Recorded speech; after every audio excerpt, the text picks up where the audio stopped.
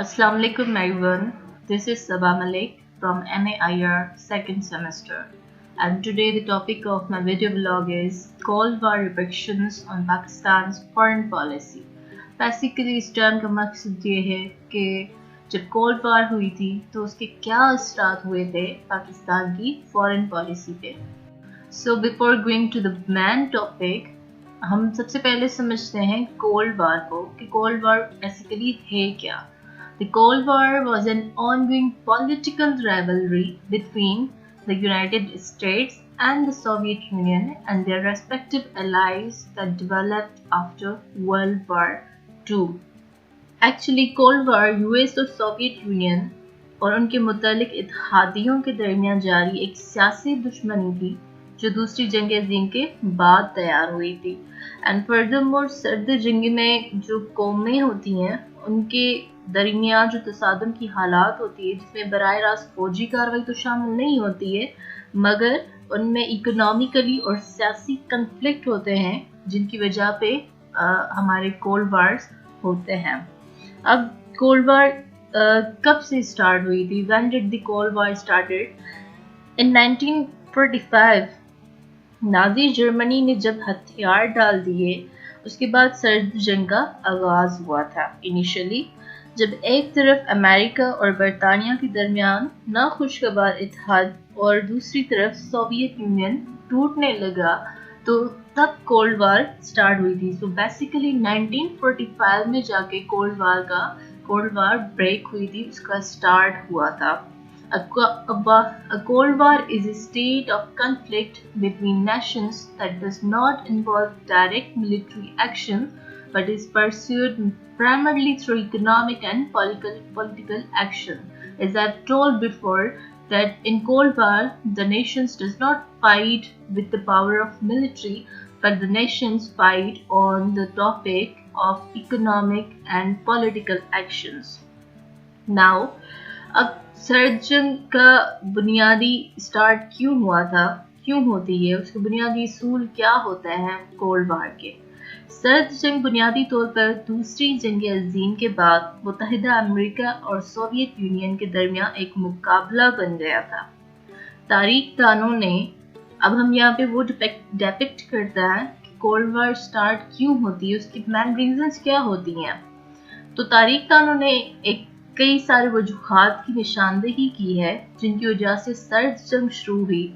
2000 दूसरी जंग अज़ीम के इख्तिताम पर दोनों ममालिक के दरमियान तनाव शुरू हुआ. अमेरिका और सोवियत यूनियन दोनों के दरमियान नज़रियाती तसादुम शुरू हुआ था.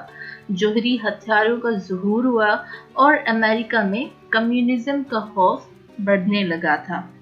और कोल्ड वार का इख्तिताम ऑलमोस्ट एक आधी सदी तक कोल्ड वार चली थी, उसके बाद में इसका इख्तिताम हुआ था. Now, Pakistan's foreign policy was shaped for several decades after the Cold War. The Soviet Union was a popular ally for Pakistan and provided economic support as well as limited military aid in its early years. सर्द जंग के बाद कई दिहाइयों तक पाकिस्तान की खारजा policy की तश्कील हुई. Soviet union Pakistan के लिए एक मकबूल इत्तेहादी था मगर और उसने अपने इब्तिदाई सालों में इकोनॉमिक मदद के साथ साथ महदूद फौजी इमदाद भी फराहम की थी पाकिस्तान को. हाउएवर उसके बाद जैसे ही सोवियत यूनियन टूट गया था तो फिर सोवियत अफगान वार स्टार्ट हुई थी. The Soviet union collapsed and the Soviet Afghan war started between two countries जिन्होंने कंट्रीज के बीच में ताल्लुकात को मजीद कशीदा कर दिया था. अफगानिस्तान पर हमले के बाद पाकिस्तान ने सोवियत यूनियन को शक की निगाह से देखा और अपने मगरबी पड़ोसी में तवाज़ुन पैदा करने के लिए भारत के साथ अच्छे ताल्लुकात की कोशिश की. अब जब सोवियत यूनियन टूट गया और सोवियत अफगान वार स्टार्ट हो गई तो पाकिस्तान ने फेयर प्ले करके जो उसके पड़ोसी ममालिक थे ऑन वेस्ट साइड उनके साथ अच्छे ताल्लुकात बनाने की कोशिश की. Those are included India. Furthermore, economic instability in the late 1980s fueled nationalistic sentiments that resulted in a strong desire to isolate China economically and diplomatically. 1980 की दिहाई की आखिर में मुआशी अदम इस्तेकाम ने कौम परस्ताना जज्बात में बहुत ही इजाफा कर दिया था, जिसके नतीजे में ये हुआ कि चीन को इकोनॉमिकली और सफारती तौर पर अलग थलग करने की शदीद ख्वाहिश पैदा हो गई थी। Lastly, the Cold War environment provided Pakistan with opportunities through which it was able to solve its security problem and use global antagonism to its advantages like the rest of the third world. Cold war ने एक ऐसा environment provide कर लिया था पाकिस्तान के लिए, जिसने पाकिस्तान को अपने दुश्मनों के साथ फाइट करने के लिए बहुत पॉजिटिव पावर दे दी थी। सर्जन ने पाकिस्तान को ऐसे मौके फराम कर दिए जिसके जरिए वो अपनी सलामती के मसले को हल करने में तो कामयाब हुआ, उसके साथ साथ दुनिया की तरह आलमी दुश्मनी को अपने फ़ायदे के लिए इस्तेमाल करने लगा था।